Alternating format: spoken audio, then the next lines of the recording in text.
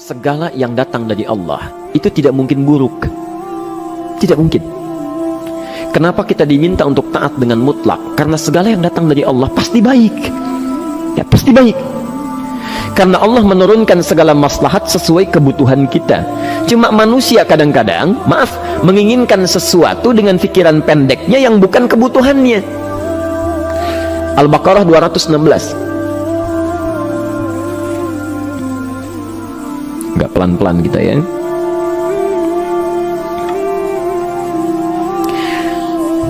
Bapak Ibu kalau diminta milih, pilih motor, pilih mobil. Pilih motor, pilih mobil. Kalau sebagai manusia biasa pilih motor, keterlaluan itu. Umumnya akan memilih mobil. Akan memilih mobil umumnya. Tapi kadang-kadang kita menginginkan sesuatu yang tinggi, menurut Allah itu bukan kebutuhan kamu. Kebutuhan kamu itu motor. Keperluan kamu motor. Kalau kamu punya mobil, sulit nantinya. Gangnya sempit, mesti bikin garasi, anggaran bertambah, dipikirin juga. Capek. Sudah, motor saja, terbebas dari banyak kemacetan, mampu diurai, tidak banyak difikirkan. Pelan-pelan turun ayat, kutiba alaikumul qitalu wa huwa kurhul lakum. Ya, diwajibkan atas kalian berperang. Dulu orang diminta jihad gelisah, ya. Gelisah. Nah, kalau ada perintah Allah yang melahirkan kegelisahan, ini maknanya. Ya, tidak harus dalam konteks jihad yang fisik, ya. Jihad, melawan hawa nafsu kita. Jihad melawan pikiran kita, jihad melawan prasangka buruk kita. Kadang-kadang ada keinginan kita yang kita inginkan menurut Allah itu belum baik untuk kita. Nah, sifat manusia ketika diberikan oleh Allah keputusan yang terbaik, kadang-kadang ada sifat dalam hatinya gejolak, belum bisa menerima. Ya, ada gejolak di hatinya. Dalam keadaan demikian kata Quran, kutiba alaikumul qital. Kalau anda merasakan sesuatu sedang ada gejolak di jiwa, sulit menerima ketetapan Allah, maka perangi perasaan-perasaan buruk itu. Wa huwa kurhul lakum, walaupun itu sulit. Walaupun itu sulit. Jangan berprasangka buruk dulu pada Allah. Ayat yang indahnya, perhatikan kalimatnya. Asa an takrahu syai'an fa huwa khairul lakum. Boleh jadi anda tidak menyukai sesuatu, di balik itu ada kebaikan-kebaikan besar yang Allah sedang rencanakan. Karena pikiran kita pendek, maunya sekarang saja. Tapi subhanallah, Allah sangat panjang, tidak ada batasnya. Allah memberikan maslahat sampai kamu meninggal, ini maslahatnya. Kamu berpikir sekarang saja. Wa asa an tuhibbu syai'an wa huwa syarrul lakum. Sedangkan boleh jadi di balik yang kita sukai ada keburukan yang sedang menunggu kita di depan ini, kamu tidak tahu. Ya. Apa logikanya? Wallahu ya'lamu, Allah tahu masa depan yang akan terjadi menimpa kita, wa antum la ta'lamun, sedangkan kalian tidak bisa membaca masa depan. Ya. Saya punya adik perempuan datang lalu meminta doa. Kak, saya ingin tes katanya, ya, di salah satu bank, kemudian sudah pada tahap akhir yang menurut hitung-hitungan manusia dan perkiraannya insya Allah lulus, karena tidak ada alasan apa-apa lagi untuk tidak meluluskan. Baik, bismillah, kita berdoa. Tapi doa kita seperti dibimbing oleh Quran, tidak minta dunia saja, ya. Jadi dunia baik. Al-Baqarah 201, Rabbana atina fid dunya wa fil akhirah, ya. Dunia minta baik, akhirat minta baik. Tapi aturan dunia dan akhirat ini jangan disebandingkan, rugi. Dunia itu kecil, ya, akhirat lebih besar.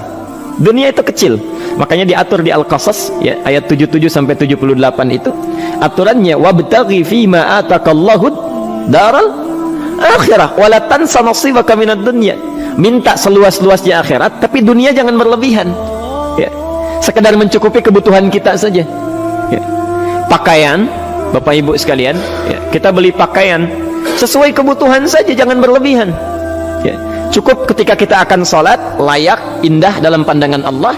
Ketika kita akan bermuamalah, bagus, tidak mengecewakan orang lain, sudah.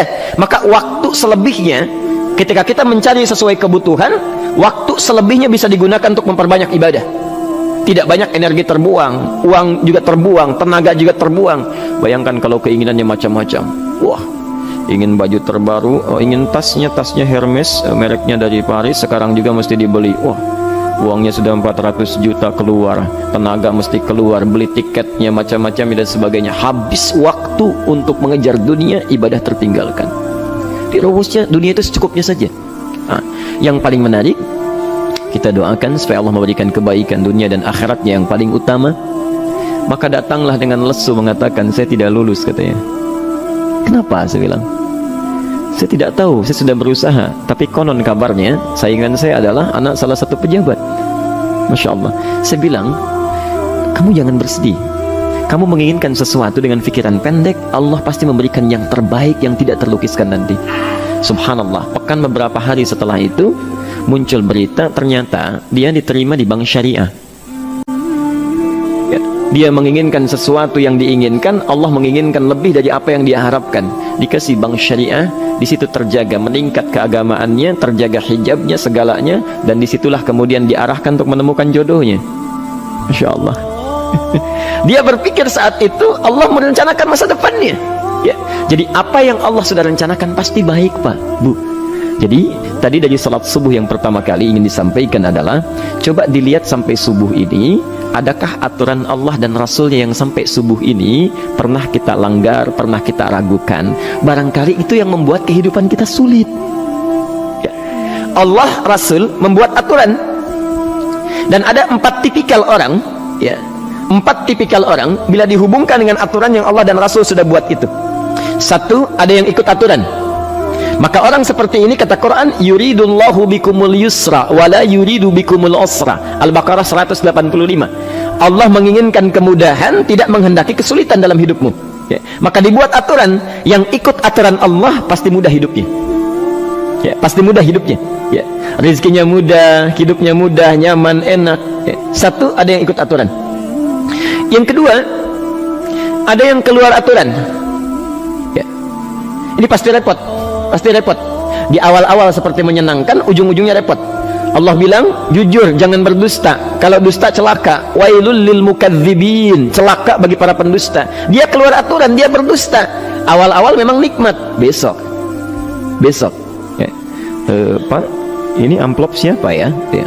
Maaf Pak, ini amplop memang ini khusus Pak, anggaran tertentu, tidak ada kaitan dengan proyek ini. Padahal ada kaitan dengan proyek, dia sisihkan untuk kepentingan pribadinya. Bohong. Saat itu merasakan enak dapat tambahan, besok-besok dikejar-kejar sama aparat kepolisian. Ya. Celaka. Wail, itu sudah keluar aturan pasti celaka. Ya. Subhanallah. Jadi ada orang kedua keluar aturan. Yang ketiga bikin aturan sendiri. Dikasih aturan, dia bikin aturan sendiri. Subhanallah. Kalau sakit, dibuat ketentuan. Sakit pertama kalau biasa-biasa saja, ya, subhanallah, ikhtiarnya pergi ke dokter. Seorang sahabat datang kepada Rasulullah, ya Rasulullah, saya sakit, tolong doakan saya. Kata Nabi, idhab ila tabib, pergi ke dokter. Ini orang pintar sekali. Kata orang ini, ya Rasulullah, Anda kan Nabi Rasul, angkat tangan Anda, Allah kan maha menyembuhkan, nanti Allah sembuhkan saya. Cerdas ya? Tapi subhanallah, Nabi harus lebih cerdas, dapat bimbingan dari wahyu. Pergilah ke dokter, karena kesembuhan yang telah Allah tetapkan dititipkan di tangan para dokter. Masya Allah. Pergi ke dokter. Ya. Itu rumus pertama. Nanti kalau dokter sudah pada hand up, ya, angkat tangan, tidak mampu menyembuhkan, itu tandanya Allah ingin langsung menyembuhkan tanpa turut campur makhluk yang ada. Maka kaidahnya akan berubah nanti, ya, dari kaidah biasa kepada kaidah Al-Anbiya ayat 83 sampai 84. Itu aturan yang menyembuhkan langsung dari Allah Subhanahu wa taala. Tapi kalau Anda sakit, perginya ke dokter. Ya. Cuma ada manusia bikin aturan sendiri. Sakit, pergi ke dukun. Ya. Dukun nggak bisa, pergi ke paranormal. Dirinya pun sudah nggak normal. Makanya disebut paranormal, karena nggak normal. Ya. Tapi didatangi juga gitu, bikin aturan sendiri. Karena itu jadi lebih sulit hidupnya. Ya. Doa, minta pada Allah, kan sederhana. Ya. Doa, nggak bayar, nggak ada macam-macam, masya Allah, gampang sebetulnya. Ada kekeringan, sekarang kan banyak kekeringan ya, banyak kekeringan. Dikasih rumus, subhanallah, dikasih rumus yang tidak perlu pakai biaya, meluangkan waktu, itu pun berpahala juga. Dunianya dapat, akhiratnya melimpah. Ya. Dikasihlah salat istisqa, masya Allah, tinggal minta, memohon kepada Allah. Salat, mengangkat tangan, mohon pada Allah. Subhanallah, manusia tidak bikin aturan sendiri. Digarami saja. Orang garamin sayur, dia garamin awan. Cari biaya miliaran, terbang pakai pesawat. Kalau Allah tidak berkehendak, ya sudah. Ya, ayo silahkan. Berapa biaya yang mau kamu kumpulkan? Tenaga yang kamu kumpulkan, silahkan aja. Ya, yang ini hujan, bikin kering lagi di sana. Sana hujan, bikin kering lagi di sana. Mau sampai kapan? Ya, dikasih yang gratis tinggal muncul. Cuma manusia bikin aturan sendiri, ya susah hidupnya. Itu yang ketiga. Yang keempat, ada orang nggak mau diatur. Allah bikin aturan, dia nggak mau diatur. Ya, masya Allah, ini yang luar biasa. Inilah yang fasik. Fasik itu keluar dari aturan, menyimpang, tidak mau diatur dia. Ya, tidak mau diatur. Karena itu Bapak Ibu sekalian, dari ayat yang pertama ini, ya, mari kita evaluasi sampai dengan hari ini subuh. Dari ayatnya memang sederhana, singkat, padat, cuma satu ayat. Tapi meminta kita untuk melihat, sudahkah sampai hari ini taat pada Allah dan Rasulnya? Yang kedua, ketaatan kita apakah selalu ragu atau sudah melahirkan keyakinan yang paripurna? Ya. Yang ketiga, pelajari aturan-aturan Allah terkait kehidupan kita. Aturan salat, aturan muamalah, ya, aturan beraktivitas, aturan berumah tangga. Pelajari itu supaya mendapatkan kemudahan. Biasanya kesulitan didapatkan karena kita belum mengenal aturan Allah dan Rasulnya.